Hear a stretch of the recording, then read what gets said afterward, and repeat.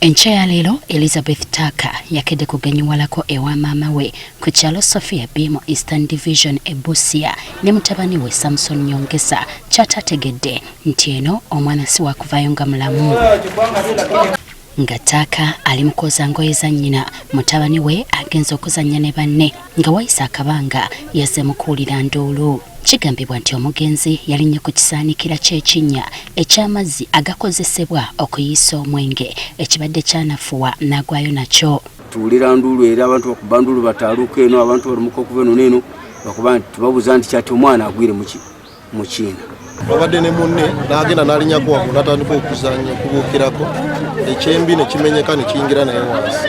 Baateekako kava gye baateekako naye ng'eri wiiki, so omwana abadde ayita ku kinnya waggulu n'aba ng'akola ki adda munda n'ekisaanikira ekyekinnya. Ng'amawulire gasaasaanye, abatuuze batandise okusala amagezi engeri y'okuggyamu amazzi agabadde mu kinnya kino, ekintu ekyatutte kumpi essaawa 2 nnamba. Tusana busenyi tewali kintu kituyambye nga bamuluka gavumenti eze neeyimirira ate ne batuukawo nti tetulina payipu.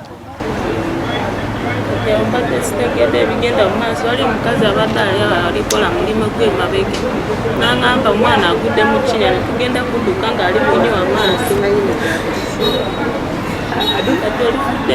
Ne tudduka kugenda kulaba omwana afuuka. Kati abayiisa omwenge balabuddwa okubako ne kye bakola mu kitundu kino.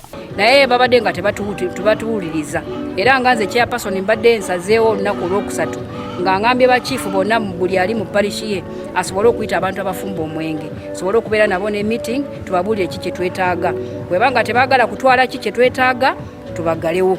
Oluvannyuma poliisi omulambo egututte ku Busia Health Center 4 okwongera okwekebejjebwa. The body has been removed. We are taking it to the police station and to the hospital for postmortem.